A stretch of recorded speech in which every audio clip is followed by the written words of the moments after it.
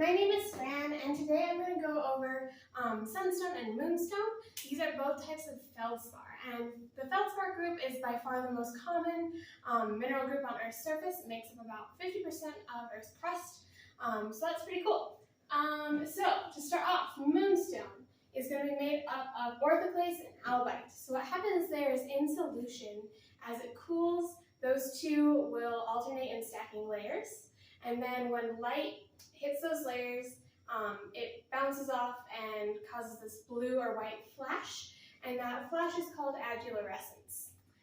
And so we have that being used, so there are a couple other examples of adularescence, like insanidine or rainbow moonstone, but those aren't technically chemically moonstones, but moonstone refers to like a blanket term covering that adularescence more so than the chemical composition.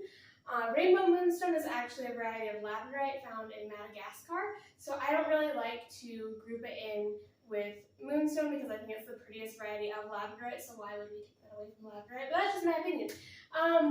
So we have that being used in jewelry by the Romans and Greeks back in 100 AD, and Romans believed it was solidified moonlight, and I think that's really beautiful.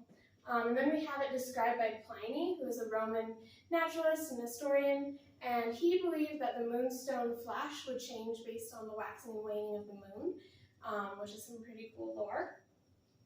And it's also called adularia, and that's named after Mount Adular, and that's also how we get adularescence, and that's in Switzerland. And some other places you can find moonstone are going to be Armenia, Australia, Austria, Mexico, Madagascar, Myanmar, Norway, Poland, India, Sri Lanka, and the US. Most of the stuff on the market is going to come from India and Sri Lanka. And then some of the really nice gem quality stuff we get from Myanmar or Burma. And it was also named the Florida State Gem in 1970 in honor of the moon landings. There's no actual moonstone at all in Florida. Sunstone. So sunstone's really cool.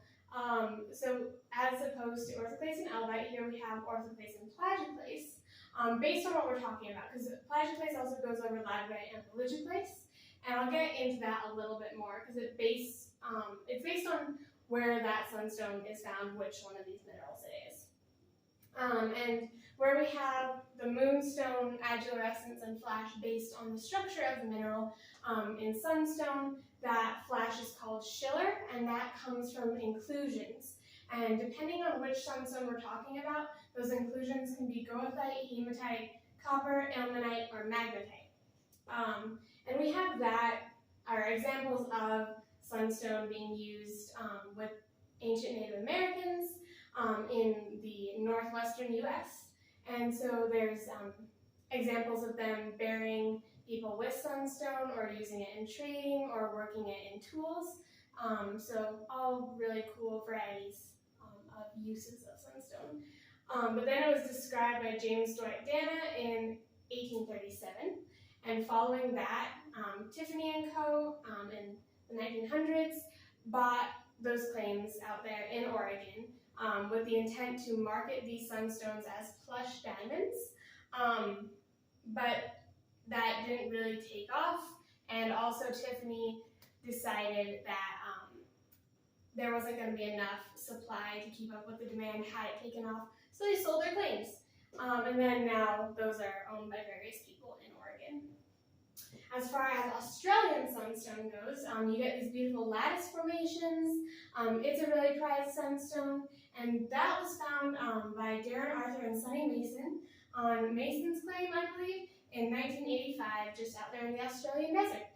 And you can get some beautiful colors. So with the Oregon sunstone, it's just going to be that coppery schiller, and you can also get varieties of like reddish or green in that sunstone. And that sunstone in Oregon is a labradorite sunstone. And then the variety in Australia, those lattices can have pretty much every color of the rainbow and some really cool patterns as well. And then in 2000, a Maasai warrior in northern Tanzania found our Tanzanian sunstone. And that also can be described as confetti sunstone. So it has a lot of the same colors as Australian sunstone, but it's more just like little dots as opposed to these weird like triangles and crosses and things like that. There's another name for sunstone, it's called heliolite. So from the Greek helios for sun, and then you've heard me say this a million times, lithos for stone. And then you can find it in Oregon, Tanzania, Australia, Russia, India, China, Ethiopia, the Congo, Mexico, Norway, Sri Lanka, New York, Virginia, Pennsylvania. And it was named Oregon State Gem in 1987 for obvious reasons. So in Oregon, we talked about how that is actually a labradorite. And then the confetti sunstones in India, Tanzania, and Canada, that's like an oligoclase or an orthoclase, and that's going to be, the schiller in there is going to be hematite. For the Australian sunstones, that's an orthoclase, and those inclusions are going to be hematite and magnetite. So yeah, let me show you a couple examples. We'll start off with moonstone. So here is piece of sanidine, if he wants to focus. There we have that silver flash. Then here's a more typical piece from India. There you have that blue. And this is a piece from Burma. You can see those layers kind of, and then on this face, we'll have some flash. Really pretty bluish purple in that one. Then for sunstone, here is a piece from Tanzania.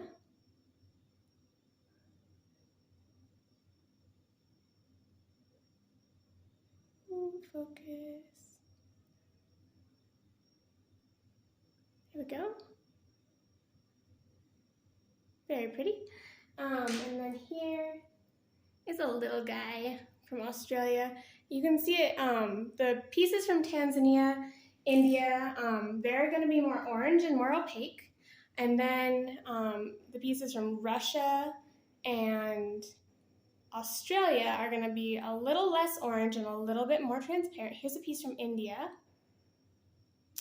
And then the pieces from Oregon, being that labradorite, are going to be kind of just this sunshiny, yellow, gemmy material. That's going to be the most transparent.